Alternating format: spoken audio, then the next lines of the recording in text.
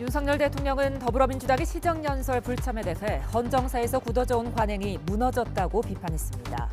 민주당은 오늘도 야당 탄압을 중단하라며 검찰 수사에 대한 규탄 대회를 이어갔고, 국민의힘은 민생을 무시한 채 이재명 방탄 정쟁을 벌이고 있다고 비판했습니다.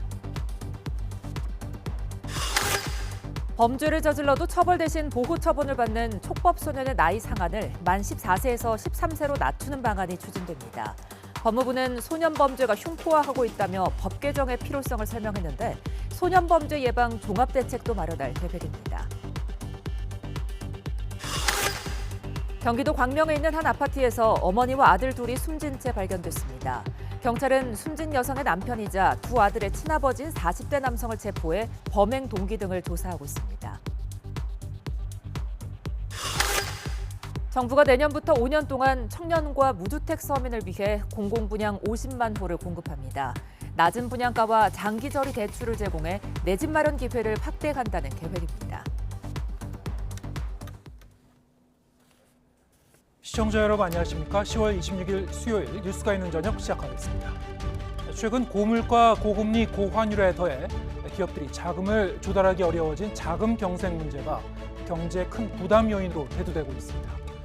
최근 강원 레고랜드 사태가 채권 시장의 불안을 촉발하기도 했고, 실물과 금융 전반에 걸친 위험 요소가 곳곳에 도사리고 있는 상황인데요.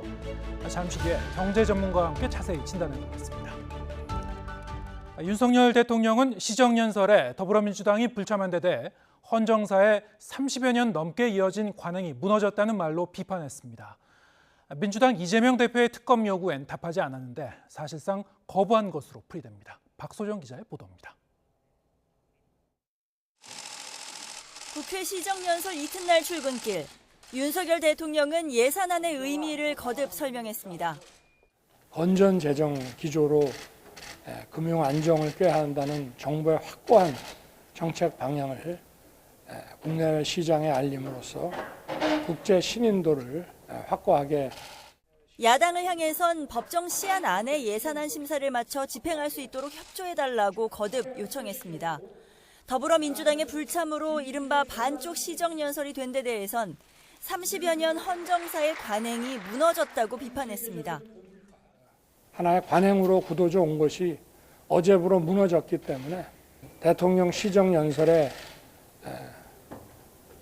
국회의원들이 불참하는 이런 일들이 종종 생기지 않겠나 싶고, 그러면서 대통령뿐 아니라 국회에 대한 국민 신뢰가 더 약해진다며 국회를 위해서도 바람직한지 생각할 여지가 있다고 꼬집었습니다. 시정연설에서 협치라는 단어가 없었던 이유는 이같이 답했습니다. 시정연설에서 야당이라는 말은 안 썼지만 국회의 협력이 필요하고 협조가 중요하다는 것을 계속 강조했습니다. 민주당 이재명 대표가 요구한 대장동 특검에 대한 입장을 묻자 윤 대통령은 이미 많은 분이 입장을 냈다면서 즉답하지 않은 채 등을 돌려 집무실로 향했습니다. 앞서 국민의힘 주호영 원내대표와 정진석 비상대책위원장은 특검 요구가 검찰 수사 시간 끌기이자 물타기라고 강하게 비난하며 거부한 바 있습니다. 윤 대통령은 즉답하지 않았지만 이런 여당 지도부의 발언을 지칭하면서 사실상 특검 요구를 다시 한번 일축한 것으로 해석됩니다. YTN 박소정입니다. 대통령 시정연설에 불참한 더불어민주당은 야권을 향한 수사가 검찰 독재라고 규탄하며 대여 공세에 당력을 집중했습니다. 국민의힘은 민주당이 민생을 무시하고 이재명 대표 한 명을 위한 방탄 정쟁에 몰입하고 있다고 맞받았습니다. 조성호 기자의 보도입니다. 민주당 의원들과 지역위원장, 당직자 등이 국회 본청 앞 계단을 빼곡히 메웠습니다. 정치 검찰을 앞세운 공안 통치로 야당 탄압과 전 정부 공격에 국력을 소진하고 있다며 윤석열 정부를 한 목소리로 규탄했습니다. 민생 파탄과 국가적 위기를 외면하고 국가 역량을 야당 탄압과 정치 보복에 허비하는 것은 죄악입니다. 예산안 시정연설에 앞서 검찰 압수수색과 비속어 논란 사과 요구를 일축한 윤석열 대통령을 향해서도 후안무치 대통령이다 맹비난했습니다. 스스로 야당을 욕했는데 그 말마저 스스로 부정하면서 야당과의 협치를 거듭한 상황이고, 국민들은 자기 한 말마저 부정하니까 그 신뢰감은 더 땅바닥에 떨어지지 않겠어요? 국민의힘은 시정연설 불참을 비판하면서 민주당과 이재명 대표를 겨냥한 공세를 이어갔습니다. 사법 리스크에 직면한 당대표를 보호하기 위해 민생을 내팽개치고 국민을 무시하는 거라고 질타했습니다. 지금 벌어진 이 사건들은 민주당의 사건이 아닙니다. 이재명 개인의 사건이죠. 다수 의석이라는 입법권을 자신의 범죄 은폐 수단으로 삼는 것. 규탄대회 역시 공당의 책무를 망각한 국민 눈속이 많은 방탄 정쟁이라고 깎아내렸습니다. 만사를 정쟁으로 일관하는 어긋난 정치 사용법으로 민생을 외면한 채 이재명 방탄만을 외치고 있습니다. 정부 예산안을 둘러싼 신경전도 가열되고 있습니다. 서민에게 필요한 예산을 삭감한 비정한 예산이라는 야당과 재정 건전성 확보가 우선이라는 여당의 양보 없는 줄다리기가 이어지고 있습니다. 어쩌면 이렇게 청년 예산, 어르신 예산, 서민 예산, 소상공인 예산을 쪽집게처럼 발라냈는지 참 비정한 정권입니다. 자금 시장이 경색이 되어 있고 전 세계가 허리띠를 졸라매고 있거든요. 그렇지 않으면 인플레이션을 잡을 수가 없어요. 건전 재정을 하겠다라는 것이 저는 가장 큰 의미로 보여지고요. 예산 심사를 앞두고 여야 할 것 없이 저마다 방식으로 민생을 얘기하고 있지만 반환점을 돈 정기국회에서 예산과 민생 법안 논의는 여전히 정쟁 뒤로 밀려있는 모양새입니다. YTN 조성호입니다. 불법 대선 자금을 받은 적이 없다며 혐의를 강하게 부인해온 김영 민주연구원 부원장이 자금 사용처 등 검찰 추궁에 구체적인 진술을 거부하고 있습니다. 검찰은 김 부원장의 과거 다른 금품 수수 의혹도 들여다보고 있는데 특히 지방선거가 있던 2014년에 주목하고 있습니다. 김다연 기자가 보도합니다. 대장동 일당으로부터 불법 정치자금 8억여 원을 건네받은 혐의로 구속된 김용 민주연구원 부원장이 나흘 연속 구치소에서 풀려나와 검찰 조사를 받았습니다. 검찰은 김 부원장을 상대로 자금 사용처 등을 캐물었지만 김 부원장은 구체적인 진술을 거부한 거로 알려졌습니다. 김 부원장 측은 돈을 받지 않은 입장에서 진술하는 게 의미가 없다고 생각했다고 거부 이유를 설명했습니다. 검찰이 기록으로 갖고 있을진 몰라도 유동규 전 성남도시개발공사 기획본부장의 진술 말고는 증거가 없는 상황이라고도 주장했습니다. 김 부원장은 입을 열지 않고 있지만 유 전 본부장과 자금원 역할을 한 남욱 변호사, 전달자였던 정민용 변호사 등 관련자의 진술은 일치하고 있습니다. 검찰은 진술 외에도 돈 전달 정황이 담긴 메모와 전달 장소로 지목된 아파트 주차장에 차량 출입 내역과 같은 물적 증거도 확보한 상황입니다. 검찰은 자금 사용처 추적과 함께 김 부원장의 다른 금품 수수 의혹도 들여다보고 있습니다. 검찰이 주목하는 시기는 지방선거가 있던 2014년으로 미래신도시 개발 특혜 사건 공소장에도 관련 내용이 적시돼 있습니다. 공소장엔 유 전 본부장이 대장동 일당에게 부동산 개발 사업을 계속하려면 이재명 당시 성남시장의 재선이 중요하다고 말했다는 내용이 적혀 있습니다. 또 남 변호사가 유 전 본부장에게 지방선거 무렵인 2014년 6월까진 자금을 마련하겠다고 했다는 대목도 나옵니다. 김 부원장과 이재명 민주당 대표의 또 다른 측근 정진상 대표실 정무조정실장에 대한 접대 정황도 언급됐습니다. 검찰은 불법으로 건네진 돈이 더 있을 거로 보고 김 부원장의 2010년부터 2018년 사이 재산 변동 과정까지 살펴보고 있습니다. 검토 결과에 따라 정치자금법 위반 혐의를 넘어 뇌물 혐의 추가 적용 여부도 갈릴 전망입니다. YTN 김다연입니다. 범죄를 저질러도 처벌 대신 보호 처분을 받는 촉법 소년의 나이 상한을 만 14살에서 13살로 1살 낮추는 방안이 추진됩니다. 중학교 1학년부터 형사처벌 대상이 되는 건데요. 법무부는 소년 범죄를 예방할 수 있는 종합대책도 함께 마련하겠다고 밝혔습니다. 손효정 기자입니다. 지난 7월 파출소 문을 발로 차고 순찰차 위에 올라가 난동을 부린 중학교 2학년생 A군. 알고 보니 A군은 절도 등 범죄 10여 건도 저질러 수사를 받아온 것으로 드러났지만 만 13살 촉법 소년이라 형사처벌은 피해갔습니다. 촉법 소년은 형사적 책임을 묻는 대신 사회봉사나 소년원 송치 같은 보호 처분을 받는 만 10살 이상, 만 14살 미만 아동 청소년을 말합니다. 하지만 이들이 살인이나 성폭력 같은 강력 범죄를 저질러도 처벌이 지나치게 관대하다며 촉법 소년 나이 기준을 현실화해야 한다는 지적이 계속됐습니다. 이에 지난 6월 관련 전담팀을 꾸린 법무부는 촉법 소년의 상한 기준을 14살에서 13살로 1살 낮추는 법 개정안을 마련하겠다고 밝혔습니다. 소년 흉악 범죄로부터 국민을 안전하게 보호할 필요성이 증대됐습니다. 지난 70년간 바뀌지 않은 이 제도를 변경할 만한 사회적 공감대가 형성되어 있다는 점을 말씀드립니다. 법무부는 소년 인구는 줄어들고 있지만 반대로 촉법 소년의 범죄는 갈수록 늘어나는 데다 그 정도도 더욱 흉포화되고 있다고 설명했습니다. 보호 처분을 받은 촉법 소년 가운데 13살 비중은 이미 70%에 달하는데 만 13살은 중학교 1학년에서 2학년에 해당하는 나이라서 우리 학제도 고려했다고 설명했습니다. 다만 취학, 취업 등 불이익 최소화를 위해 13살에 범한 범죄에 대해서는 전과조회 제한을 검토하기로 했습니다. 법무부는 처벌뿐 아니라 교화와 범죄 예방 대책도 강조했습니다. 수도권의 학과 교육이 중심이 된 소년전담 교정시설을 운영하고 보호관찰 전담 인력을 늘리는 동시에 소년범죄 피해자 보호 방안도 마련하기로 했습니다. 하지만 여전히 반대 목소리도 만만치 않습니다. 국가인권위원회는 어린 소년범에게 부정적인 낙인이 찍힐 수 있고 재범 방지 대안으로 바람직하지 않다는 의견을 법무부에 냈습니다. 법무부는 연령 하향 외엔 나머지 종합대책에 인권위의 개선 권고안이 잘 반영돼 있다며 앞으로 전문가와 국민의 의견을 충분히 수렴해 후속 조치를 신속히 진행하겠다고 밝혔습니다. YTN 손유정입니다.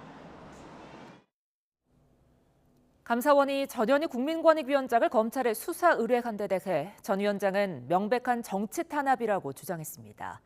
감사원은 이미 사실관계 확인을 마쳤고 권익위 직원들을 포함한 많은 관련자 진술까지 확보했다는 입장입니다. 보도에 김세호 기자입니다. 전현희 권익위원장은 자신에 대한 감사원의 검찰 수사 요청에 거세게 반발했습니다. 감사원의 검찰 수사 의뢰는 임기가 정해진 국민권익위원장을 사퇴시키기 위한 목적으로 명백한 정치 탄압이자 불법 직권 남용입니다. 전 위원장은 감사원이 직원들에 대한 강압조사, PC 포렌식 작업, 방대한 자료 확보에도 자신에 대한 위법성을 찾지 못했다고 주장했습니다. 감사원이 수사 의뢰한 추미애 전 법무부 장관 아들과 관련한 유권 해석, 그리고 서해 공무원 피격 사건 관련 유권 해석도 부당하게 개입하지 않았다고 거듭 강조했습니다. 전 위원장은 감사원이 자신에 대한 직접 조사를 거부한 채 감사위원회 의결도 건너뛰고 검찰에 수사 의뢰를 했다며 강력한 법적 대응을 하겠다고 말했습니다. 이에 대해 감사원은 감사 기간 전 위원장을 둘러싼 구체적 사실관계를 확인해 주변 조사까지 마쳤다고 밝혔습니다. 또 전 위원장에게 수차례 해명 기회를 줬지만 전 위원장이 회피했고 사실과 다른 주장으로 감사를 방해했다고 지적했습니다. 전 위원장이 추미애 전 장관 관련 유권 해석에 개입하지 않았다는 주장에는 이미 전 위원장 주장과 다른 권익위 직원들의 진술을 확보했다고 반박했습니다. 더불어민주당은 감사원의 검찰 수사 의뢰를 규탄하고 엄중한 책임을 물을 것이며 감사원법 개정안을 한층 구체화하겠다고 목소리를 높였습니다.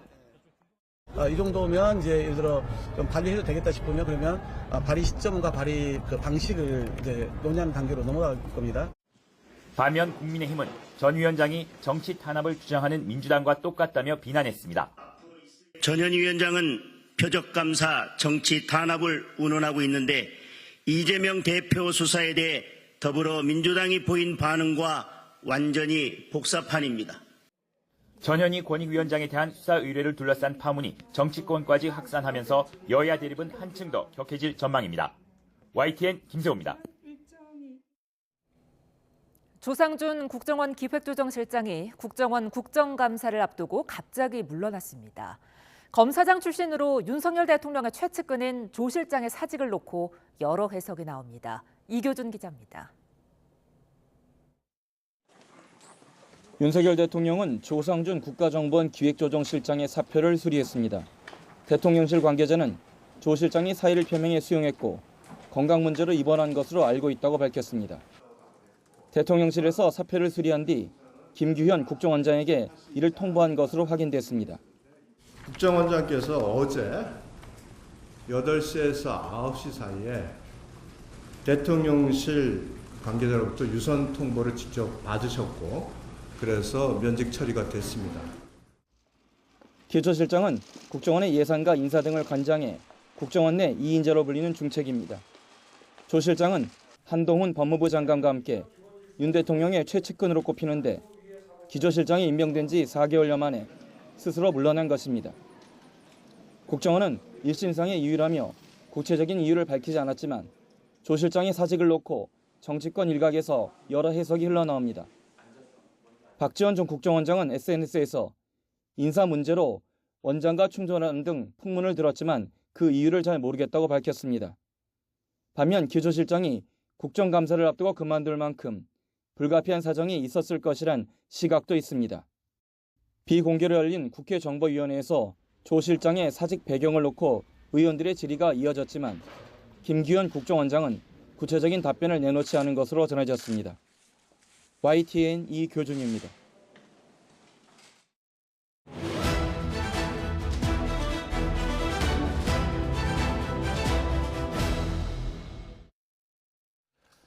네, 오늘의 정치권 소식 정가 브리핑에서 김준일 뉴스톱 대표와 함께 짚어보겠습니다. 어서 오세요. 예, 안녕하세요. 네. 오늘도 이 정치권은 어제 국회 시정연설의 이 파장이 계속된 것 같습니다. 오늘 이제 윤 대통령이 민주당의 시정연설 불참에 대해서 비판적인 그런 얘기를 했는데요.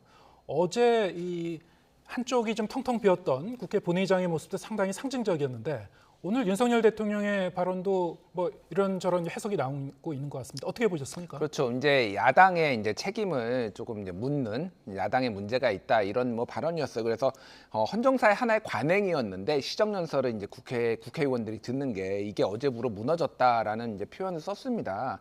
그래서 이제 국회법의 84조에 보면은 예산안에 대해서는 본회의에서 정부의 시정연설을 듣는다라고 돼 있어요. 그래서 이게 사실상 의무조항처럼 이제 해석이 되는 거죠. 들을 수 있다가 아니라 듣는다라니까 그런 부분들이 이제 처음으로 이제 듣지 않는 상황이었고 요즘 보면은 너무 무슨 헌정사 사상 초유 뭐 역대 뭐 최초 뭐 이런 수식어가 너무 많이 나와요. 네. 너무 많이 나옵니다. 이게 얼마나 이제 난맥상인지를 보여주는 거고.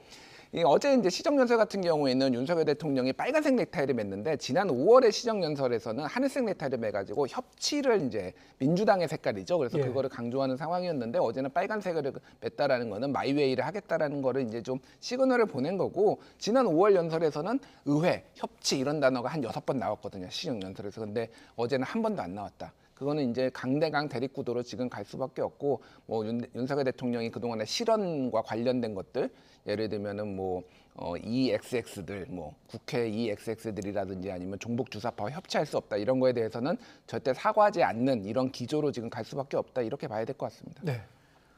지금 말씀하신 대로 이제 최근에 이 전국 흐름을 보면 이렇게 이제 극한 대치 상황으로 가고 있는데 한쪽에서는 이제 이재명 대표의 사법 리스크가 현실화되고 있고 다른 한쪽에서는 이 윤석열 대통령 본인도 뭔가 이제 보수적 이제 강경 그 색을 좀 분명히 드러내는 그런 기조가 그런 흐름이 좀 이어져 왔던 감이 있습니다. 네, 그런 연장선상에서 보면은 어제 이제 윤석열 대통령이 이제 박정희 전 대통령 묘역을 참배하기도 했죠. 예. 11.6 하루 전날이었는데 현직 대통령이 이렇게 참배한 것도 상당히 좀 이례적이라고 하죠. 이것도 이제 이런 그 일련의 흐름 연장선상에서 해석할 수 있을까요? 그렇죠. 이제 그 현직 대통령이 이렇게 박정희 대통령의 묘역을 찾은 거는 노태우 대통령이 한 번 있었고요. 박근혜 대통령은 좀 특수한 관계잖아요. 네. 유족이니까 이제 참 뭐 이제 가기도 했습니다만은 없었어요. 대선 후보들이 가는 경우는 많았습니다. 보수층에서 특히 아니고 뭐 진보 쪽에서도 이를테면은 뭐 협치 그러니까 어떤 외연 확장을 위해서 그런 일이 있었는데 대통령이 이렇게 갔다라는 거는 분명한 메시지죠. 예, 대구 경북 TK의 어떤 보수층의 결집을 노렸다 이렇게 볼 수가 있는 것 같고 지금 대통령실에서는 여야 뭐 정부하고의 극한 대립에 이거를 해결책으로 보수층 결집을 한 축에서는 하고 있고 또 내일은 이제 제11회차 비상경제 민생회의가 열리는데 이거를 생중계한다는 거거든요. 이거는 이제 여론조사를 해보면은 대통령의 부정평가 이유가 경제 민생을 챙기지 않은 무능 뭐 이런 게 막 1등, 2등이 나와요. 그러니까 그런 것들을 우리가 민생을 챙기는 모습을 보여주겠다라고 해서 이거는 중도층을 좀 공략하는, 그래서 이런 투트랙 전략으로 지금 가려고 하지 않나 그렇게 보여집니다. 네. 그게 어느 정도면 효과를 발휘할지는 뭐 지켜봐야 될 것 같고, 지금 이 국회는 예산 정국으로, 예산 국회로 이제 접어들 수밖에 없는데, 지금 날씨에 좀 비유해 보자면 먹구름이 잔뜩 끼어 있는 그런 상황 같습니다. 네. 이게 어제 윤석열 대통령의 시정 연설을 보더라도 법정 기한 내에 좀 처리해 달라는 그런 당부를 했는데, 그만큼 여러 가지 걱정이 많다는 거 방증 같기도 합니다. 어떻게 전망하시는지요? 원래 여야 관계가 그렇게 나쁘지 않아도 법정 기한을 자주 넘겼었거든요, 그렇죠. 사실. 그래서 법정 기한을 지금 상황에서 지킬 수 있을 것인가, 이제 그거는 의문이 드는 상황이죠. 아마 넘길 것으로 보입니다. 그러니까 지금 일정을 보면은 뭐 이제 11월의 초반에서는 이제 각 부처별 심사를 이제 질의응답을 하고 심사를 하고요. 본격적으로 시작되는 건 11월 17일에 그러니까 예산 소위라고 보통 부르죠. 예결특위의 소위원회에서 심사를 하고 11월 30일까지 이제 의결을 해가지고 1일에 본회의에 올려야 되는데요. 2일까지 통과가 돼야 되는데 만약에 여야가 합의를 못할 경우에는 정부안이 자동으로 올라가게 되어 있습니다. 그래서 오히려 정부 입장에서는 안 깎이는 거예요. 그러니까 이렇게 좀 민주당이 칼날을 들이대가지고 막 깎을 수도 있는데, 그래서 파행이 될 경우에는 자동으로 올라갈 것이고, 이게 이제 올해 안에 통과가 안 되면 12월 31일까지 통과가 안 되면은 준 예산이라고, 이것도 헌정사 처음인데, 그러니까 2022년 예산에 준해서 일단은 집행을 하는 그런 상황이 오거든요. 거기까지 갈 것인가에 대해서는 한 번도 없었던 일이기 때문에 뭐 지켜봐야 되겠지만은 그걸 배제할 수 없다. 배제할 수 준 예산은. 없다. 예, 지금 상황이라면. 예.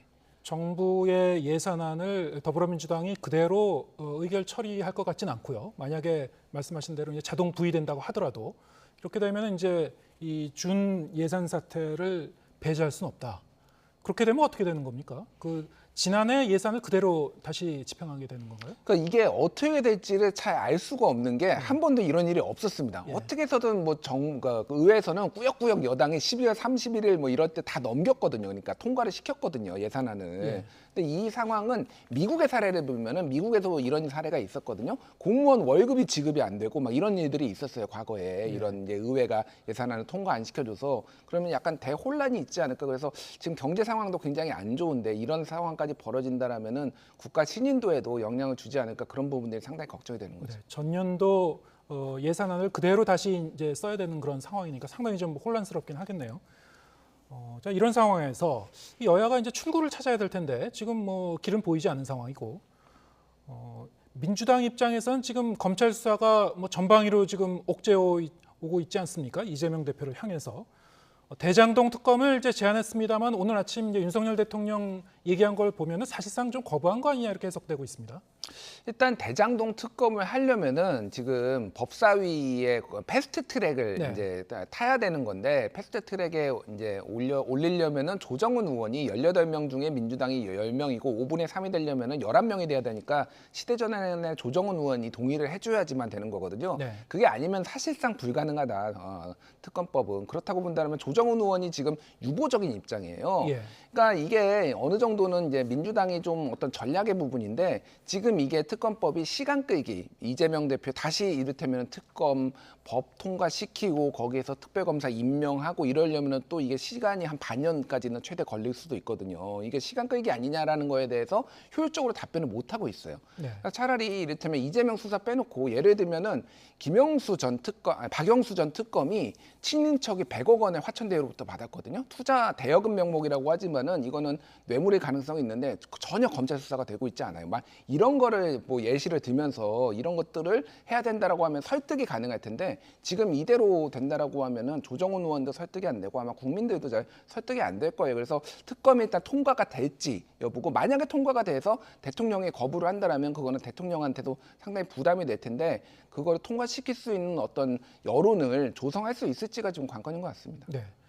지금 여권도 야당에 대해서 이제 강경 기조를 가고 있고, 민주당 입장에서도 좀 투쟁과 민생을 이제 병행하겠다는 거거든요. 근데 이것이 과연 양립이 가능하겠느냐? 현실적으로 보면 좀 어려울 것 같기도 합니다. 이를테면은 뭐 쟁점 법안에 대해서도 이 양당이 서로 의견 차이가 상당히 크고요. 뭐 예산 심사도 그럴 것이고 이게 어떻게 현실적으로 어떻게 풀려갈까요? 그러니까 투쟁과 민생을 같이 하겠다라는 기조는 처음부터 그랬는데 이게 안 되는 지금 앵커께서 말씀하신 대로 지금 특히 여론의 스포트라이트가 투쟁 쪽에 다 이제 집중이 되다 보니까 사실은 지금 상황에서는 좀 지는 게 이기는 거다라고 볼 수도 있거든요. 예를 들면 민주당이 대통령이 사과도 안 하고 굉장히 어떻게 보면은 국회를 무시하는 행동을 했지만은 그래도 우리는 법을 지키겠다라고 해서 항의를 하다가 막판에 시정연설 들어가서 듣는다든지 이렇다면 이런 식으로 좀 하면서 조금 더 우리가 조금 탄압받고 있다라는 모습을 해야 되는데 오히려 힘을 과시하려는 쪽으로 양쪽이 가다 보니까 이게 민생이 조금 더 소홀을 하는 식으로 이제 비춰질 수밖에 없는 거죠. 그래서 전략적인 문제가 좀 있는 것 같고 결과적으로 보면은 야당이 지금 할 수 있는 게 예산안 가지고 하는 거잖아요. 예산안 가지고 뭔가 이제 문제 제기를 한다든지 그럴 경우에는 더 좀 민생을 안 챙기는 저 정당으로 비춰질 가능성이 좀 높아질 것 같아요. 네. 지금 계속 진행되고 있는 검찰 수사 상황 좀 짚어보겠습니다. 일단 이재명 더불어민주당 대표 본인과 측근들 그리고 가족과 연관된 이제 검찰 수사가 뭐 경찰 수사까지 포함해서 뭐 여러 건이 있죠. 그중 하나인 것 같은데 경찰이 오늘 이제 불법 도박 혐의를 받는 이재명 대표의 장남을 검찰에 송치를 했군요. 이건 뭐 그중 일부러 어느 정도 뭐 예상됐던 상황입니까? 예, 뭐 이거는 사실 그 이재명 뭐 이제 대표와 관련된 여러 수사 중에서 가장 사실 이재명 대표에게 큰 타격을 안 주는 뭐 그런 수사고 뭐 예전된 수순이라고 봅니다. 이거는 뭐 재판에 가서 이재명 대표가 직접 아들을 뭐 사주를 하거나 뭐 뒤에 조종한 것도 아니고 과거의 대선 시절에는 그 아들은 남이다 뭐 이런 얘기도 그러니까 다 성장한 사람은 이렇게 내가 어떻게 할 수 없다 뭐 이런 취지의 얘기도 했잖아요. 그래서 이거는 크게 문제가 안 되는 것 같고 지금 이제 가장 중요한 거는 김용 민주연구원 부원장이 검찰에서 지금 아무런 진술을 안 하고 있다고 합니다. 묵비권 행사하고 있는데 이게 체포영장으로 인한 이게 구속이 된 거잖아요. 이거는 기한이 있어요. 그래서 일단 1차 기한은 28일까지고요. 그 다음에 한 차례 검찰이 연장하면 7일까지 구속이 됐는데 그 이후에 풀려납니다. 물론 구속영장을 다시 청구할 수는 있죠. 여러 가지 보강을 해가지고. 그래서 지금 전략은 어쨌든 김용 부원장은 아예 이 유동규 씨가 이거를 다 지어낸 거다. 일방적 진술로 지금 수사를 하는 거기 때문에 이게 조작이다라는 얘기고 이게 전체적으로 보면 민주당의 현재 지도부의 스탠스인 것 같아요. 그래서 지금 그 상황을 좀 봐야 될 것 같습니다. 만에 하나 이제 김용 씨가 마음이 변해서 뭐 그럴 가능성은 높지 않은데 어떤 검찰이 진술을 한다라면은 그게 이제 하나의 큰 변곡점이 될 거고 또 하나는 이제 남욱 변호사가 곧 풀려 나오거든요. 지금 다음 달이 이제 구속 만기라고 하죠. 구속 만기가 되면은 그때 이제 남욱 씨가 나와서 어떤 얘기들을 하느냐. 나오게 되면은 이제 여러 가지 언론과 인터뷰도 연달아 할 가능성이 있으니까요. 그렇죠. 예, 그래서 뭐 이제 그런 부분들을 좀 많이 지켜봐야 될 것 같아요. 그래서 지금 핵심은 결국은 오늘 이제 정성호 의원, 친명의 좌장으로 불렸던 정성호 의원이 김용 부원장의 결백은 믿지만은 개인적인 비리를 했을 수도 있다. 뭐 이런 취지의 가능성을 또 배제하지 않았군요. 배제하지 않았다라는 거는 이게 선긋기 아니냐. 지금 이거에 혐의가 어느 정도 있는 거를 보면서 이제 이재명하고의 선긋기를 하는 거 아니냐 이렇게 조금 그런 식으로 해석이 돼서 어쨌든 김용 부원장이 실제로 돈을 받았는지 여부가 나오는지 그게 그리고 대선 자금하고 어떤 관련성이 있는지는 좀 더 지켜봐야 될 것 같습니다. 지금 정진상 이 실장 같은 경우에도 출국 금지가 됐고 여러 가지 검찰의 직접 그 소환 조사가 지금 예상되고 있는데요. 또 아울러서 이제 압수수색도 좀 예상이 되고 있다고요? 압수수색을 하게 되면은 지금 당대표 정무조정실장이잖아요. 그러면은 국회 본관에 있거든요. 과거에 이를테면 김용 의원이 이제 고발 사주 관련해서 의원회관 본관이 아니라 의원회관 옆에 서 있는 거죠. 그 건물이 압수수색을 당한 적이 있는데 국회 본관이 압수수색을 당한 적은 없습니다. 이거는 상당히 좀 상징적일 것 같습니다. 이건 국회가 조금 격앙될 일이에요. 사실 어떻게 보면은 뭐 이제 법 집행을 이제 법무부나 이제 검찰에서 한다라고 주장을 하겠지만은 그거가 이제 사실 성남시에서 있었던 일이잖아요. 오래전에 그거를 지금 당대표 정무조정실장이라고 해서 거기 국회 본관에 압수수색한다라면은 이것도 이 지금 이 상황에서 기름을 붓는 상황이 되지 않을까 그렇게 보여집니다. 네. 지금 이제 상황은 유동규 전 본부장 입장에서는 추가 폭로 가능성을 계속 좀 예고를 하고 있고 그대로 인용하자면 뭐 천천히 말려 죽일 것이다 뭐 이런 얘기도 이제 언론 인터뷰에서 했다고 하죠. 반면에 이제 김용 부원장은 계속 그냥 진술을 거부하고 있고 돈을 받는 적 없다. 결국 이제 관건은 그 검찰이 어떤 그 물적 증거를 추가로 이제 확보하든지 아니면은 이 김용이나 아니면 정진상 실장 측근의 입에서 어떤 얘기가 나온지 이럴 것 같은데요. 이게 이제 관건일 것 같은데 어떻게 보시나요? 이제 전에도 정진상 실장 정무실장으로 이제 좀 중용이 됐을 때 제가 이제 이 김준일 대표한테 한 달 전에 좀 그 질문을 드린 적이 있었는데 왜 대장동 수사 대상이기도 한 인물을 왜 굳이 이렇게 측근으로 중용을 할까? 적을 가까이 해야 된다. 뭐 이런 그 해석을 하셨습니다. 예, 그 해석은 지금도 이제 이어하신지요? 그렇죠. 왜냐하면 가장 핵심의 측근 중에 측근이고 일종의 운명 공동체로 같이 묶어놨을 때, 그러니까 유동규 사례가 그거잖아요. 유동규 씨 사례가 한때는 측근이었지만은 이제는 등을 돌렸을 때 가장 무서운 적이 되는 그런 상황을 미연에 방지하기 위해, 그리고 어떻게 보면은 이제 국회나 당이 같이 그러니까 엮인다기보다는 이제 이거에 대해서 옹호를 할 수 있게 좀 전략적으로 임명했을 수도 있을 것 같아요. 그 부분은. 그래서 지켜봐야 될 것 같고, 증거를 지금 찾는 게 검찰에 쉽지 않아 보입니다. 네. 증거를. 왜냐면은 김용, 정진상 이런 분들이 뭐 내가 했다, 이게 뭐 대선 자금이다라고 얘기할 가능성 거의 낮거든요. 그러면 이게 현금으로 받았으니까 자금 흐름을 추적하기도 쉽지가 않고, 그래서 얼마나 진술의 일관성이 있고 정황 증거를 정교하게 제시하느냐. 근데 여기에서는 아마 굉장히 많은 이견들이 있고 재판 과정에서 논란들이 생길 가능성이 높아진 것 같습니다. 네. 거기서 얘기했을 때 이 적이라는 표현은 물론 이제 상당히 좀 역설적인 표현이고, 만약에 이제 비위가 있다면 그런 어떤 가설을 전제로 한 얘기겠습니다만, 지금 이제 검찰 수사에서는 뭐 남욱 변호사와 어떤 그 남욱 변호사의 측근이라고 하나요? 뭐 이모 씨의 이제 이 메모 또 확보했다는 얘기가 있고, 근데 이런 것이 과연 증거로 이제 채택될 수 있는 그 성격인지 이거는 좀 더 들여다봐야 되겠군요. 그러니까 지금 확실한 거는 남욱으로부터 정민영 변호사를 통해서 이 유동규 씨한테 8억이 간 거는 여러 증언들이 거의 일치하잖아요. 정확하게 8억 4,700만 원. 이거는 부인할 수 없는데, 이게 유동규에서 김용으로 8억이 갔다라는 거는 유동규의 진술만 있습니다. 지금 그렇죠. 현재. 그리고 그거 봤다라 나는 보지 못했다. 물론 이제 유원홀딩스에 와서 돈을 건네줬다라고 하지만은 여러 사람들이 나는 모른다라고 하거든요. 그러니까 이게 얼마나 신빙성이 있게 좀 진술을 인정이 될지가 좀 관건인 것 같아요. 예, 알겠습니다. 오늘 말씀 여기까지 듣겠습니다. 김준일 뉴스톱 대표와 함께했습니다. 고맙습니다.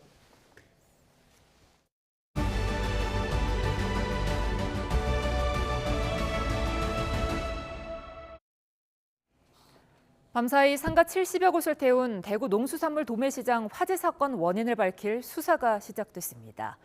지자체는 당장 중도매인과 상인들이 생업을 이어갈 수 있도록 대책 마련에 나섰습니다. 보도에 이윤재 기자입니다. 새카맣게 불에 탄 대구 농수산물 도매시장, 앙상한 뼈대만 남았습니다.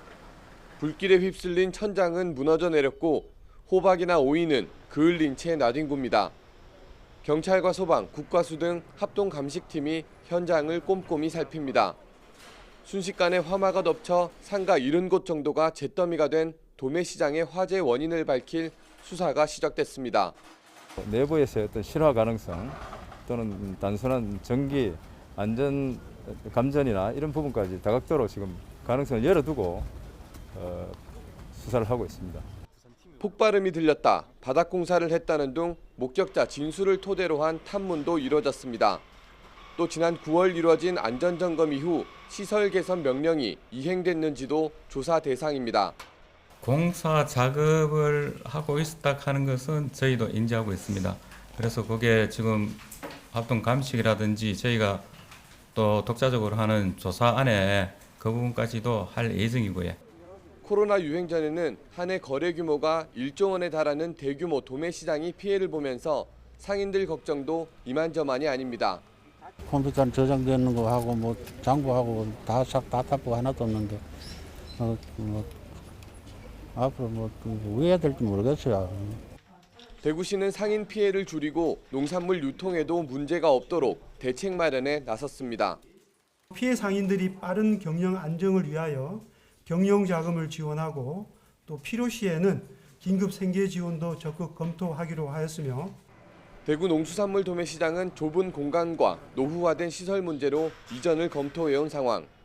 대구시는 우선 시장 기능을 되찾을 수 있도록 복구한 뒤에 이전과 연계한 대책을 마련할 예정입니다. YTN 이윤재입니다. 레고랜드 사태로 인한 금융 경색이 강원도와 춘천시에 부메랑이 돼 돌아오고 있습니다. 산업단지 조성대출 금리가 2배 이상 뛰는가 하면 레고랜드 주변 공사를 맡았던 건설업체들은 공사비를 받지 못하고 있습니다. 지환 기자가 보도합니다. 레고랜드가 있는 강원도 춘천의 산업단지입니다.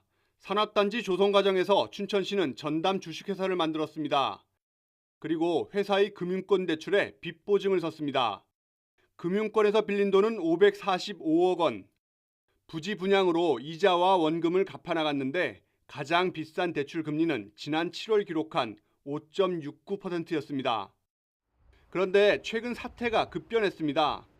갚고 남은 빚 162억 원 상환 연기를 신청하니 증권사가 제시한 금리는 무려 18%, 줄다리기 끝에 13%로 정해졌지만 당장 세금으로 이자 수억 원을 더 지급해야 하는 처지입니다. 나가지 않아도 될 시민의 혈세를 줄줄이 세게 만들고 원활한 시정 추진을 회방 놓고 있는 것이 춘천 출신의 김진태 도지사다. 레고랜드가 들어선 춘천 의암호 하중도, 강원 중도개발공사는 레고랜드 주변 도유지를 관광지로 만든다며 기반시설 공사를 벌였습니다. 흙을 쌓고 도로를 만들고 가로등과 나무도 심었습니다. 모든 공사를 마쳤지만 정작 공사업체들은 대금 135억 원을 받지 못했습니다. 강원도가 중도개발공사 회생 신청 계획을 발표하고 돈줄을 죄면서 땅을 팔아 자금을 마련하겠다는 계획이 틀어졌고 공사비도 주지 못한 겁니다.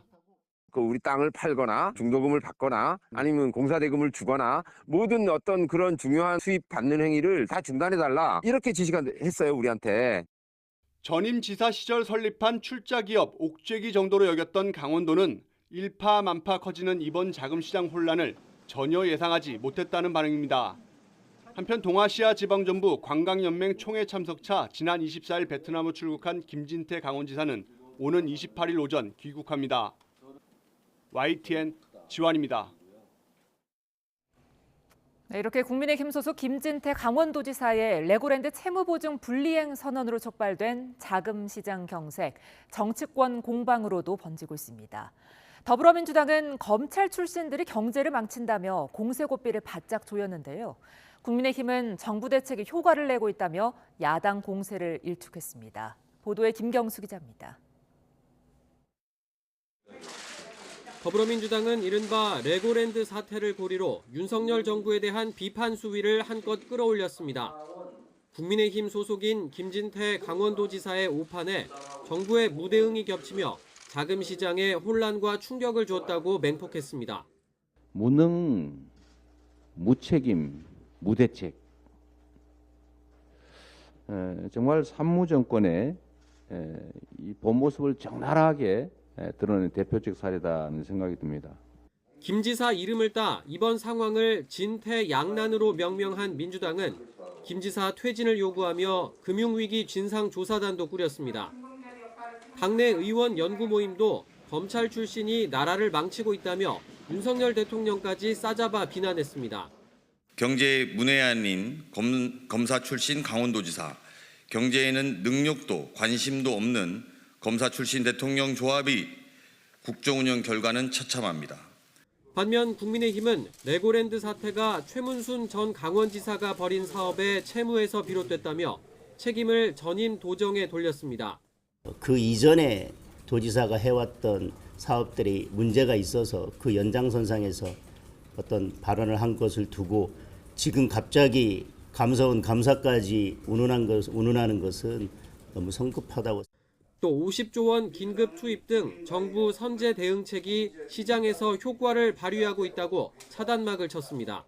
곧바로 50조 플러스 알파를 들였고 또 기업들이 발행한 회사채나 CP 같은 경우에 대해서 8조 원 정도에 있던 기금을 16조로 올려서 주는 메시지가 상당히 실효적으로 잘 작동이 됐다.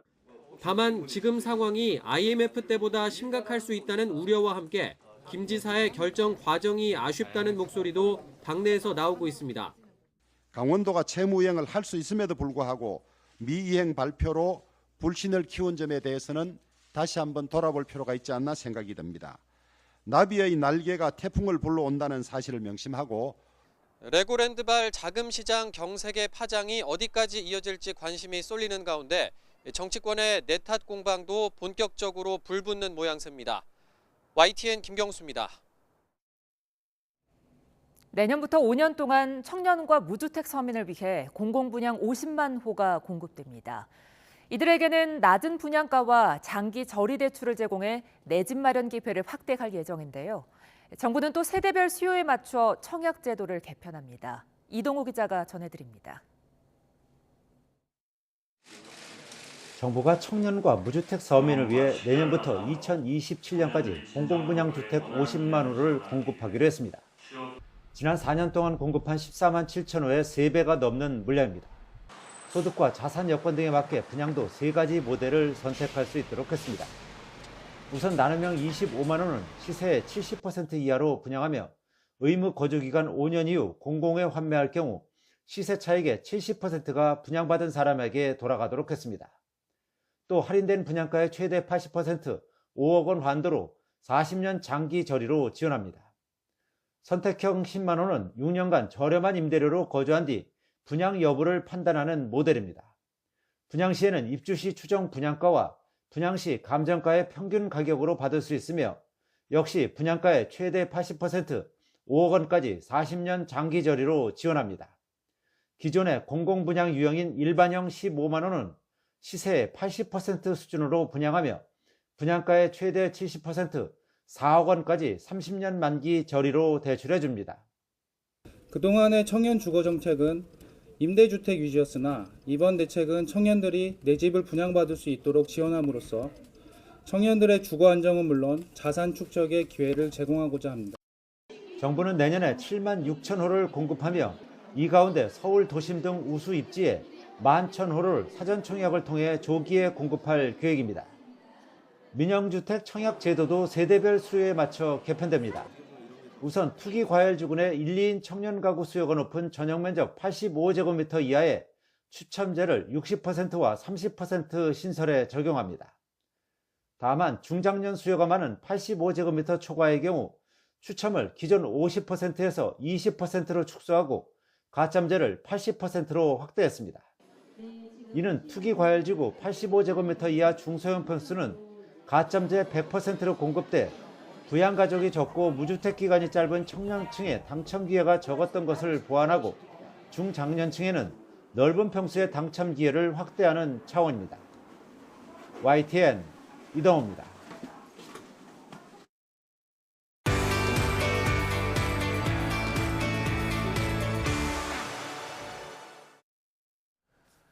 강원도의 채무 보증 불이행으로 촉발된 이른바 레고랜드 사태 후폭풍이 이어지면서 채권시장 자금 경색 우려가 커지고 있습니다. 대내외적으로 어려운 경제 상황 속에 내일 윤석열 대통령은 취임 후 처음으로 비상경제 민생회의를 생중계하기로 결정했는데요. 자세한 내용 쇼미더경제에서 박정호 명지대 특임 교수와 함께 얘기 나눠보겠습니다. 어서 오세요. 예, 안녕하세요. 네, 이 레고랜드 사태의 여파가 사그라들지 않고 있는 것 같습니다. 이 모든 거는 사실 이제 강원도지사 김진태 지사의 입에서 이제 비롯된 측면이 있는데요. 이게 그 자초 지정을 좀 이해하려면 여러 가지 금융 지식도 좀 필요한 것 같아요. 좀 설명해 주시겠습니까? 예, 먼저 말씀을 드리겠습니다. 지자체단에서는 강원도 입장에서는 지자체 경제를 활성화시키기 위해서 대규모 어떤 커다란 프로젝트를 수행할 필요가 있었다고 판단한 것 같습니다. 그래서 2011년 4월 달에 취임한 최문순 강원지사께서 이 레고랜드를 유치해서 우리 지역 경제를 활성화시키겠다라는 사업에 기치를 내걸었고요. 그런데 이러한 영리가 포함되어 있는 이런 사업을 공무원이 직접 수행하기는 여러 가지 어려움이 있습니다. 그래서 이러한 사업을 수행하기 위한 지방자치단체 산하에 공사를 또 하나 설립하게 된 것입니다. 따라서 공사를 바탕으로 해서 저 레고랜드를 운영하고 레고랜드를 실제 건립하고 운영하는데 필요한 모든 자금을 거기서 조달하고 그것으로 인한 부채도 거기서 일단 발행을 하게 되는 것인데요. 네.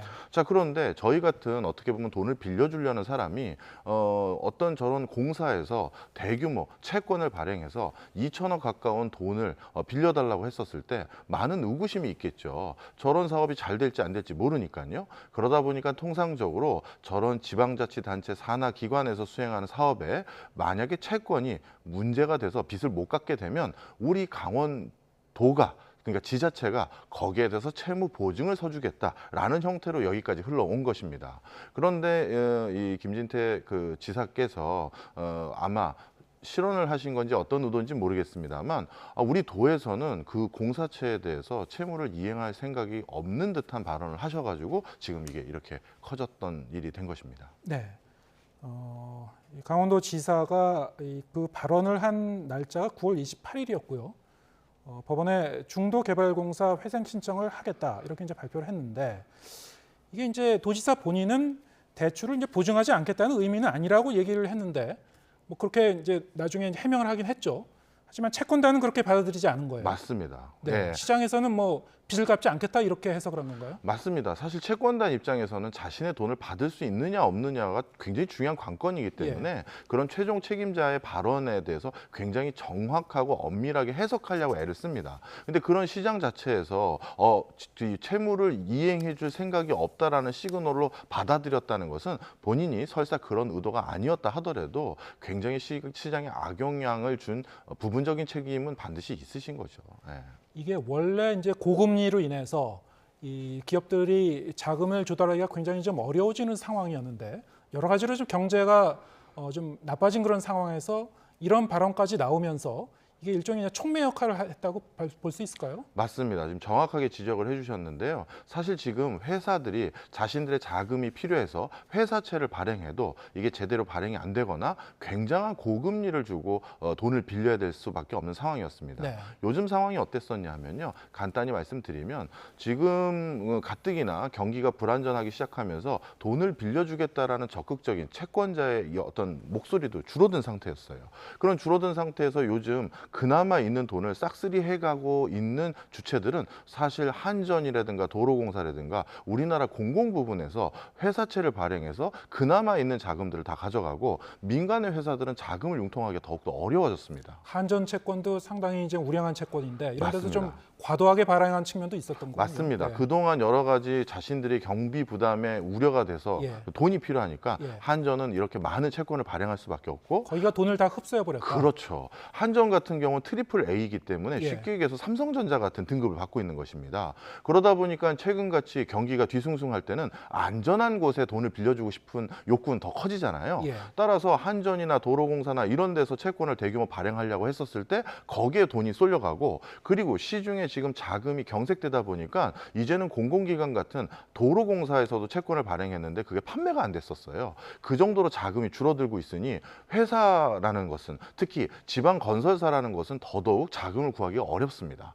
거기다 또 한 가지 악재가 뭐냐면 회사는 돈을 빌려줄 때 통상적으로 기준이 되는 금리가 3년 만기 국고채인데요. 거기에다가 우리는 어느 정도 이자를 가산해 줄 테니 이 정도면 돈을 좀 빌려주십시오 하면서 더 이자를 더 드리겠다라는 그런 레이트가 있는데요.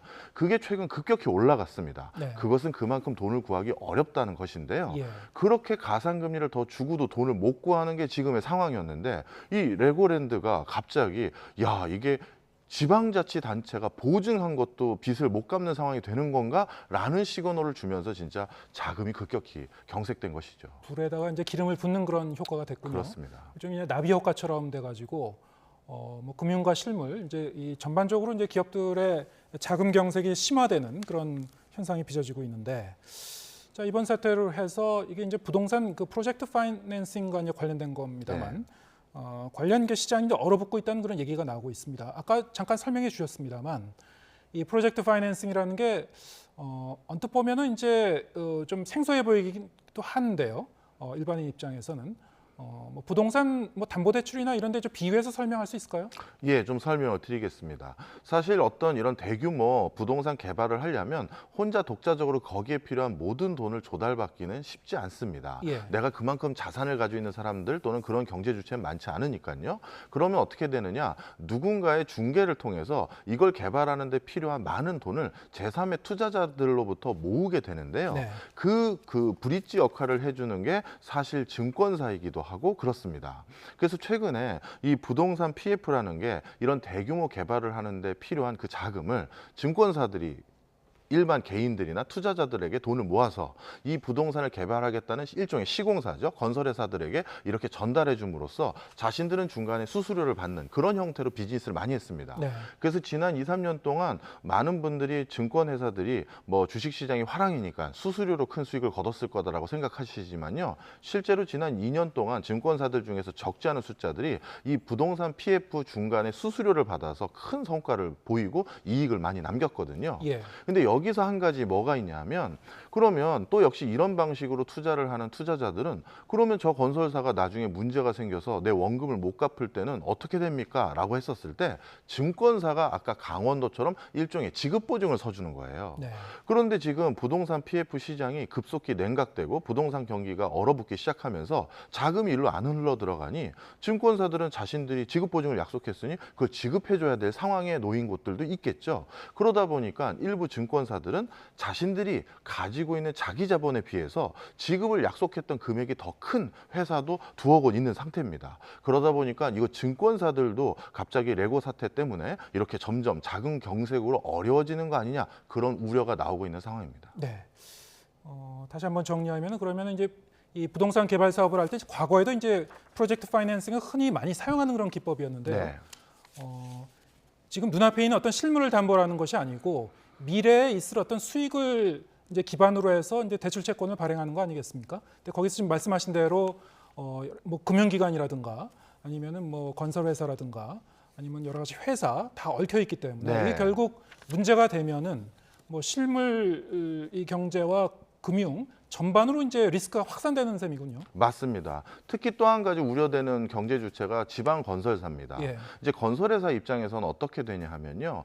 본인들이 역시 또 이렇게 자금을 부동산 PF 형태로 빌려서 공사를 하고 있는데 최근 기준금리가 계속 올라가면서 자신들이 이자를 부담해야 될 비율은 점점 높아지는 상황이었고요. 그리고 우리나라 건설은 선 분양 후 시공이잖아요. 네. 그러다 보니까 받아야 될 금액도 이미 정해져 있는 상태에서 최근 1년 안에 진짜 인플레이션이 너무 높아지다 보니 공사비가 20%, 30% 가까이 다 오른 거예요. 그러면 이자 비용도 높아졌지. 실제 공사를 완료하기 위한 공사 비용도 높아졌으니 이런 상황에서 지방 건설사들 같은 경우 특히 자금이 부족하고 더 많이 필요한 상황에서 부도나 이런 것들에 대한 우려까지 높아지고 있는 상황입니다. 네, 이런 상황에서 이제 국내 최대 재건축 사업이라고 하죠. 둔촌 주공아파트 사업 같은 경우에도 지금 이제 이 PF 차환을 이제 7천억 원을 발행하지 못하게 됐다고 하던데요. 자, 이거는 좀 어떤 상황인가요? 네, 둔촌 주공 같은 경우는 사실 우리 서울 시내뿐만 아니라 많은 사람들이 주목하는 어떻게 보면 개발 이슈에 해당되는 건데요. 예. 이런 곳에서도 지금 자금을 제대로 모집하기 어려운 상황이라는 것은 이것은 지방의 여러 가지 부동산 개발 사업은 더더욱 급냉하고 있다는 걸 반증하고 있습니다. 실제 그 지난주 같은 경우 충남의 시공 능력 6위에 해당되는 우석건설 같은 경우 벌써 1차 부도가 난 상태예요. 네. 바로 이런 지방 건설 회사부터 자금을 제대로 구하지 못해서 이제 본격적인 어떤 문제가 생기는 게 아닌가를 이 둔촌 주공에서도 돈을 구하지 못한다는 사실에서 많은 금융회사들이 더더욱 부동산 PF에서 채권을 만기를 연장해 준다든가 신규 자금을 수혈해 주는 걸 주저하게 만들고 있는 상황입니다. 네, 지금 현재 상황의 한 단면이라고 할 수 있을 것 그렇습니다. 같은데 하지만 이제 둔촌 주공 아파트 그 재건축 사업 같은 경우는 대형 건설사들이 좀 많이 들어가 있으니까요. 그렇죠. 만약에 대출 채권으로 돈을 조달할 수가 없으면은 그 각 회사의 이 현금 그 보유하고 있는 현금으로 조달할 수 있는 문제 아닙니까? 뭐 사실 대형 건설회사가 들어가 있는 경우 같은 경우는 예. 지금 대형 증권사들은 어디서 외부에서 자금을 구하지 못하기 때문에 자신들이 필요했던 또는 자신들이 대출을 받았던 것에 대해서 지급 보증을 스스로 쓰고 있는 상황입니다. 예. 얼마 전에 롯데건설도 유상증자라든가 모회사로부터 투자를 받아서 자금을 마련했는데요. 둔촌 주공 같은 경우는 이런 큰 회사들이 있으니까 상대적으로 문제는 덜한데 문제는 지방에 있다라고 저는 말씀드리고 싶습니다. 자, 이 문제는 지금 이제 이렇게 그 건설 시장뿐만이 아니고 채권 시장에 이제 불안감이 확산하면서 이제 회사 전반적으로 이 돈줄이 좀 말라가고 있다는 게 이제 문제인데 시장 불안이 이렇게 높아지니까 정부가 지난 일요일 긴급 비상회의를 소집해서 자금을 이제 투입하겠다는 그런 대책을 발표했었죠. 50조 원 플러스 알파 이렇게 됐는데 그 이후에 좀 시장이 좀 안정화됐습니까? 어떻습니까, 상황이? 뭐 급한 불은 껐지만 아직까지 시장이 완벽하게 안심하고 있는 상황은 사실은 아닌 것 같습니다. 그리고 더 정확히 말씀드리면 우리 항상 이 금융 불안이라는 건요, 뱅크런이라고 들어보셨을 텐데요. 누군가가 내 돈을 은행에서 받지 못했다라고 하면 다른 사람들도 우리 은행도 문제 있는 거 아니야 하면서 돈을 다 인출해 가는데요. 그런 흐름들이 야기되는 것을 막는 게 금융 대란을 막는 것인데요. 이번 같은 경우는 너무 어처구니 없이 2,050억만 있으면, 또는 더 정확히 말하면 그거 이자 제때 내겠다라고 하면서 채무 연장만 해도 사실 큰 문제가 없는 국채에 준하는 지방채 문제였는데요. 그런데 이것을 시장에 잘못된 시그널을 주는 바람에 갑자기 50조 플러스 알파의 자금을 투여해야 되는 상황으로 확 이게 그 불안전 요인이 커져버린 거고요. 호미로 막고 이제 가로로 막게 생겼군요. 그렇게 된 거죠. 그리고 저 50조는 그럼 어디서 조달된 거냐? 사실 국가에서 펀드라고 하지만 이것도 국가가 국채를 발행해서 만드는 것입니다. 따라서 이것들 모두 우리에게 큰 결국 국민의 세금으로 메꿔야 될 내용들이죠. 지금 상황이 어떤 상황인지를 좀 보기 위해서 이 단기 자금 시장이 이제 바로미터라고 하죠. 기업 어음 CP 금리가 어떤지를 이제 차트로 한번 살펴보겠습니다. 화면에 좀 띄워주시겠습니까? 네, 이게 지금 저희가 이제 대략적으로 주요 이 시점의 이 금리를 이렇게 저희가 이제 차트로 그려봤습니다만, 연초에는 이제 1.56%였던 것이 10월 21일에 이제 4.3%가 됐고요. 김진태 지사의 이제 발언은 9월 말에 나왔죠. 그 이후로 이제 이 금리가 이제 계속 올라갔습니다. 그래서 지금은 4.42, 4.5까지도 이제 지금 연중 최고점을 향해서 지금 계속 좀 상승하고 있는 상황이고요. 정부가 이렇게 대책을 발표했는데도 불구하고 저 단기 자금 기업어음 CP 같은 경우에는 지금 계속 좀 올라가고 있는 상황이군요. 예, 맞습니다. 저 50조 원이라는 자금을 실질적으로 모으는 데는 또 일정 기간의 시간이 소요됩니다. 그런데 문제가 되고 있는 게 지금 단기 자금이거든요. 그러다 보니까 50조 플러스 알파로 어제 발표한 걸로 기억하는데 1조 원의 추가적인 자금을 모집을 했는데, 이것은 민간에서 가지고 있는 자금을 지금 이런 급한 불을 끄겠다는 데 활용하고 있는 상황인데요. 바로 이처럼 50조 원이라는 걸 조달하는데도 시간이 걸리다 보니까 그 시간을 좀 벌충하기 위해서 다시 추가적으로 긴급 자금을 추혈할 수 있는 1조 원을 이렇게 배정한 상태입니다. 이것은 또 무엇을 반증하는 거냐면요, 지금까지의 조치로 충분하게 회사채 금리 상승을 막지 못하고 있다는 걸 반증하는 것이다, 이렇게 볼 수 있습니다. 자, 이런 상황에서 내일 윤석열 대통령이 주재하는 회의가 있죠. 비상경제민생회의. 이 회의 전체 내용이 이제 생중계될 예정입니다. 자, 이 회의에서도 현재 어떤 그 경제 위기 대응 비롯해서 지금까지 얘기한 레고랜드 사태 후속 대책도 좀 언급이 될까요? 될 수밖에 없는 상황인 것 같아요. 이제는 슬슬 신용카드 회사도 자금을 얻기가 어려운 상황입니다. 그렇기 때문에 무엇보다 저런 회의의 모습을 바탕으로 해서 시장을 안정시킬 필요가 있고요. 그리고 경제가 비상시국일 때는 다양한 부처의 사람들이 프로토콜을 맞추고 대일리로 의견 소통을 하는 게 중요한데, 강원도에서 이런 발언이 있었을 때 금융위원장이 이걸 몰랐다라는 식으로 대응을 했거든요. 지금 같은 경제가 비상 상태일 때는 저런 회의를 상시 여는 게 중요합니다. 네, 조금 전에 저희가 이제 화면에 보여드렸던 그 차트는 저 의미가 있다고 생각하는 시점만을 저희가 이제 표시해서 좀 상당히 좀 단순한 그래프였습니다만, 전반적으로 어쨌든 뭐 한국은행이 기준금리를 올렸을 때나 김진태 지사의 발언 이후나 최근에 이렇게까지 하여튼 좀 이렇게 상승 국면에 있다라는. 그렇습니다. 전반적으로 이제 자금 경색은 이제 계속되고 있습니다. 과거에도 보면 경제 위기라는 것이 이렇게 이 기업의 돈줄이 좀 말라가는 상황에서 오기도 했기 때문에 상당히 좀 경계감을 가져야 되는 상황 아닌가 싶습니다. 맞습니다. 특히 이제 앞으로 그 환율 부분에서도 미국과 우리나라의 금리 차이가 더 높아질 것으로 보여지고요. 실질적으로 지방 건설 회사라든가 어떤 회사에서 채무 불이행이 야기됐었을 때 더더욱 시장의 자금 흐름이 경색될 것이기 때문에 미리 선제적으로 이런 것들을 막기 위한 대규모 펀딩이라든가 이런 걸 조성하기 위한 안전장치를 미리 만들어 놔야 됩니다. 알겠습니다. 오늘 말씀 여기까지 듣겠습니다. 박정호 명지대 특임 교수와 함께했습니다. 고맙습니다.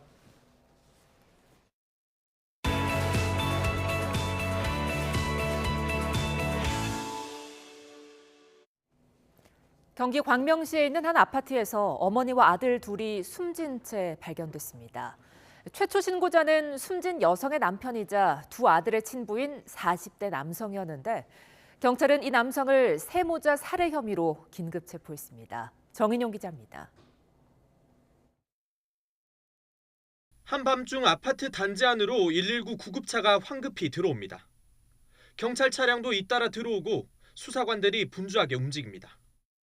경찰과 소방이 이곳 현장에 출동했을 땐 40대 아내와 중학교와 초등학교에 다니는 10대 두 아들 모두 목에 흉기로 인한 상처를 입은 채 거실에서 숨져 있는 상태였습니다.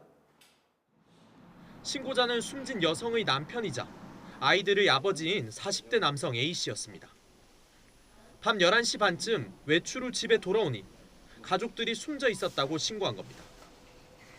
그런데 경찰은 이 남성을 살해 혐의로 긴급 체포했습니다. 조사 결과 A씨가 아들 2명을 먼저 살해한 뒤 집으로 돌아온 아내까지 살해한 거로 드러났습니다. 범행 이후 아파트 지하를 통해 외부로 나갔고 범행 때 입은 옷도 다른 옷으로 바꿔 입은 걸로 확인됐습니다.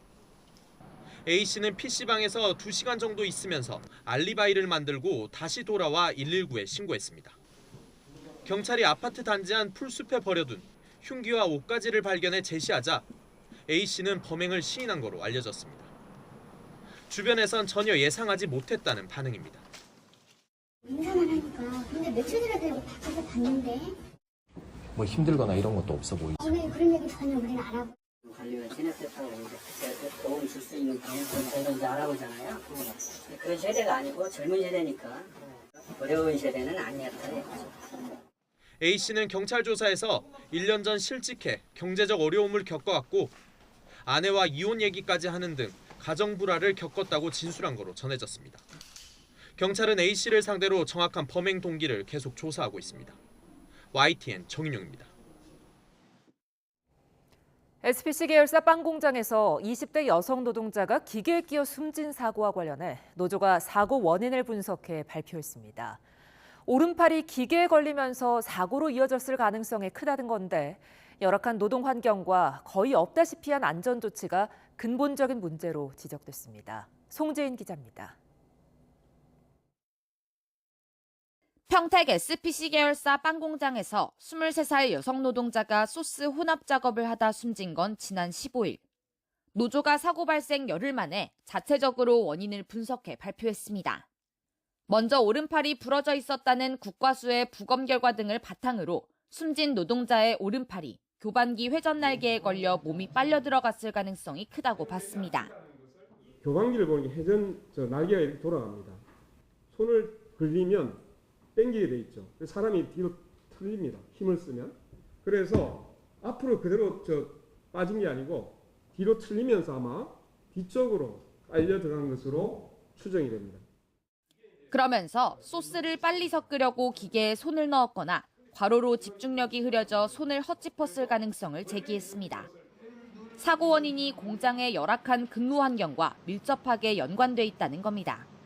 주야 2교대 12시간 일을 한다라는 것이었고 그러니까 주어진 시간 내에 엄청난 강도로 그걸 다 처리를 해야 되는 거죠. 부족하게 남겨두고 퇴근을 하기는 매우 어렵다고 합니다. 그래서 이것도 사실은 아까 얘기했듯이 그 작업 속도하고 직접 연관이 돼 있고 이런 고강도 노동 환경에서 불의의 사고를 예방할 수 있도록 뚜껑이 덮여 있지 않던 건 물론 최소한의 안전교육조차 없었다는 게 현장 노동자들의 전언입니다. 2인 1조 매뉴얼이 현장에서 어떤 식으로든 작동하지 않았다는 것과 매뉴얼을 본 적도 교육받은 적이 없다는 것으로 인해서 가짜로 사인만 받는 거죠. 했다고. 뭐 회사는 사인 받았으니까 그 정도로 내밀겠죠. 근데 실제로는 안 하고. 앞서 국정감사장에선 SPC 계열사 대표는 이번 사고에 대해 사과하며 고개를 숙이면서도 책임 소지에 대한 명확한 답은 내놓지 않았습니다.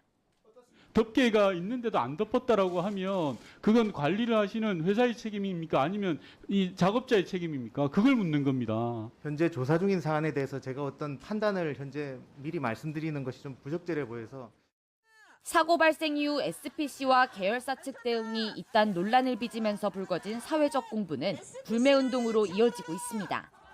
특히 직원 안전은 뒷전인 채 이윤만 앞세운다는 비판과 함께 SPC 회장에 대한 책임론도 고조되고 있습니다. YTN 송재인입니다. 온라인에서 화제가 된 소식을 전해드리는 오늘 3컷.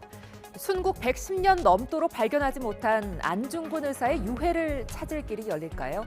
안 의사 유해 행방에 대한 정보가 담긴 당시 중국신문의 보도가 처음 공개됐습니다. 국가보 훈처가 발표한 내용인데요. 만주 지역 신문 성경신보가 안 의사 순국 나흘 뒤 보도한 기사입니다. 내용을 보면 안 의사의 둘째 동생 안정근 지사가 유해를 한국으로 옮겨 매장할 수 있도록 요청했다고 하는데요.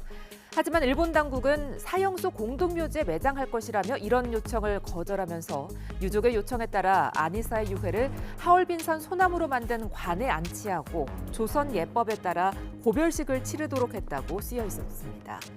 국가보 훈처는 당시 정황을 담은 만주 현지 기사를 처음으로 발견했다는 점에서 의미가 크다면서 유해 발굴이 하루라도 빨리 이루어지도록 노력하겠다고 밝혔습니다. 우리나라에서 가장 오래된 목조 불상인 해인사의 이른바 쌍둥이 불상이 보물에서 국보로 승격됐습니다.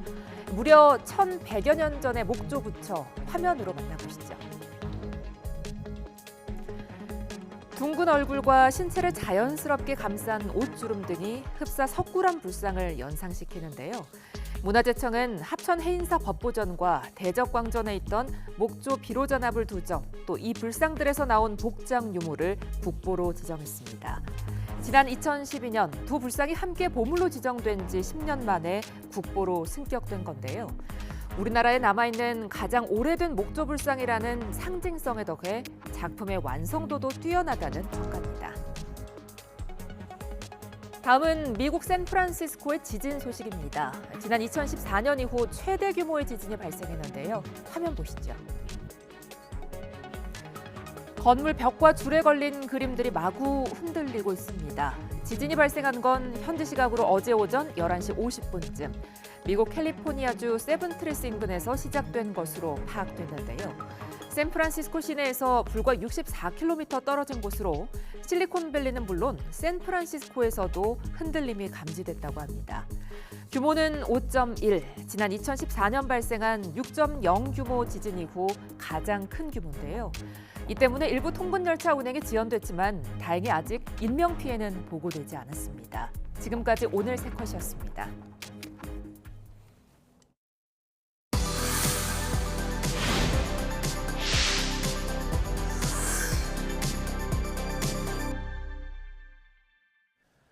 코로나19 신규 환자가 이틀 연속 4만 명대를 기록하며 증가세를 보이고 있습니다. 방역당국은 계량 백신 접종 대상을 성인 전체로 확대하고 백신 종류도 3가지로 늘렸습니다. 신윤정 기자가 보도합니다.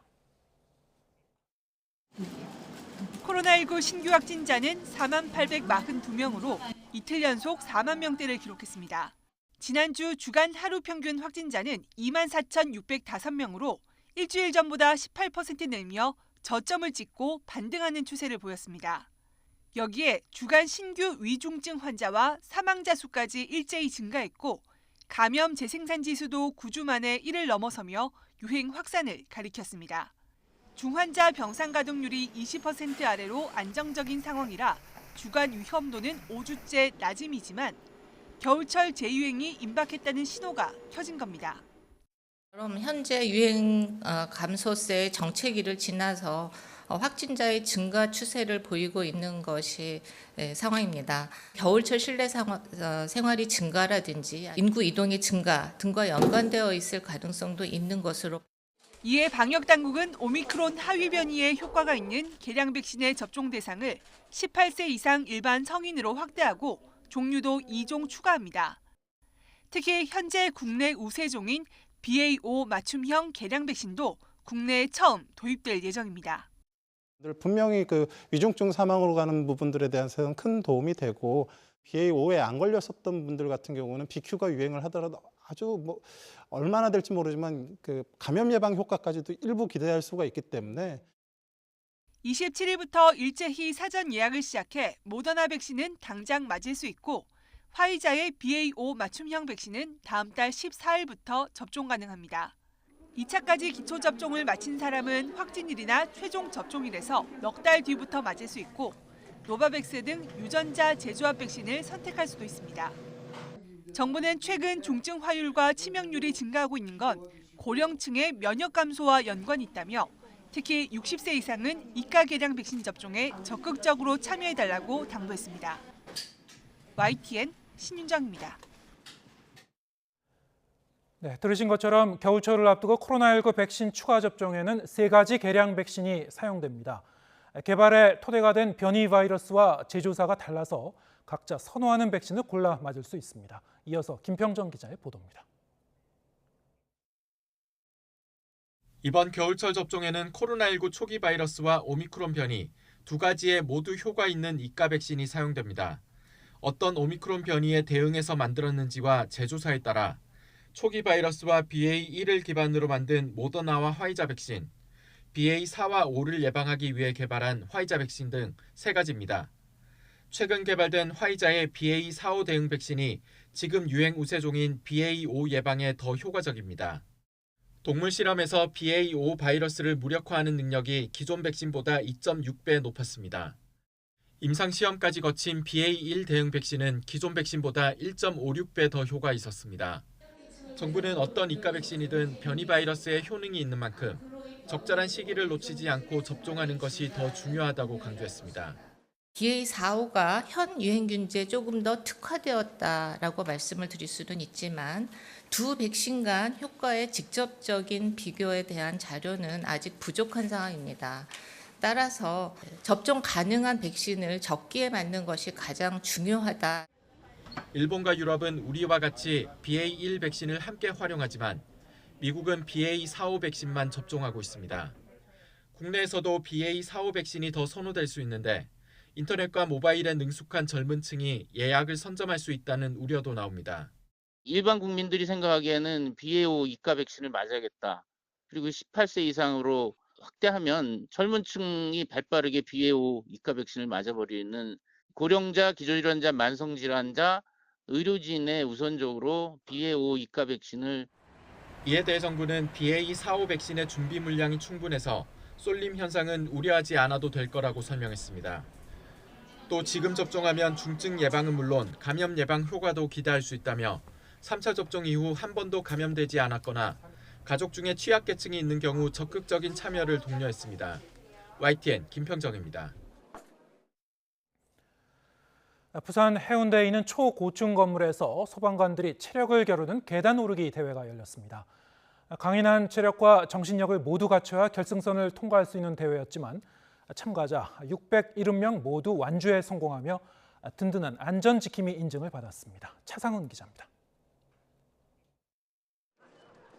출발 신호와 함께 초고층 건물로 뛰어들어가는 소방관. 목적지인 꼭대기는 101층, 무려 411m 높이입니다. 해운대 LCT에서 열린 소방관 계단 오르기 대회에 전국 각지의 소방관들이 모였습니다. 화재 현장과 마찬가지로 두터운 방화복을 입고 공기통 등 각종 장비도 모두 착용했습니다. 숨이 턱 밑까지 차오르지만 멈출 수 없는 이유는 분명합니다. 앞으로 있을 현장에서 어떤 사람이든 100층이 있든 200층이 있든 사람을 구하는 게 저희 임무이기 때문에 어떤 상황이든 올라가야겠다고 마음 먹었습니다. 여성 소방관도 예외는 아닙니다. 포기하고 싶을 때도 있지만 동료들을 생각하며 결승점을 통과했고 저는 9급 대원이거든요. 근데 진압 대원들은 많이 오르잖아요. 화재 현장 때. 그래서 그 마음을 가지고 했는데 50층이 딱 고비였어요. 정년 퇴직이 얼마 남지 않은 베테랑 소방관도 후배들 못지않은 체력을 뽐냈습니다. 우리 보건센터 직원들이 다 함께 방화복 경쟁 부분으로 참가하게 돼서 동참하는 뜻으로 참가하게 됐습니다. 대회가 열린 초고층 건물처럼 사다리차가 진입할 수 없는 곳에서 불이 나면 소방관들은 이번같이 1층부터 현장까지 빠르게 올라가야 합니다. 100층 높이를 한 번에 올라가는 건 소방관도 쉽지 않은 일이지만 한 명도 빠짐없이 성공하며 국민의 안전지킴이임을 인증했습니다. 전국에 670명의 소방관이 부산에 이 행사를 참여하러 왔는데 이제 삶의 곳곳에 이런 멋진 소방관들이 있다고 생각해 주시고 안전하게 생활하셨으면 좋겠습니다.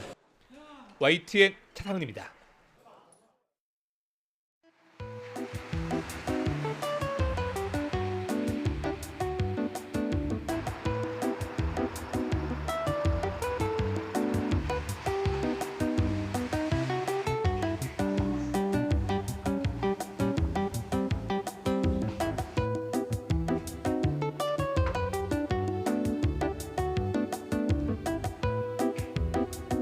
как только объявили мобилизацию, мы, наверное, 30% клиентов потеряли точно. Вот, лично вот мы, да. И у меня друзья, кто работают в других барбершопах, барберы, да, руководители, владельцы бизнеса, тоже много, все отметили очень сильную просадку по клиентам. Плюс вот у нас вот Пашу, да, вот моего коллегу мобилизировали, да, забрали, что тоже очень сильно сказывается на выручке, да.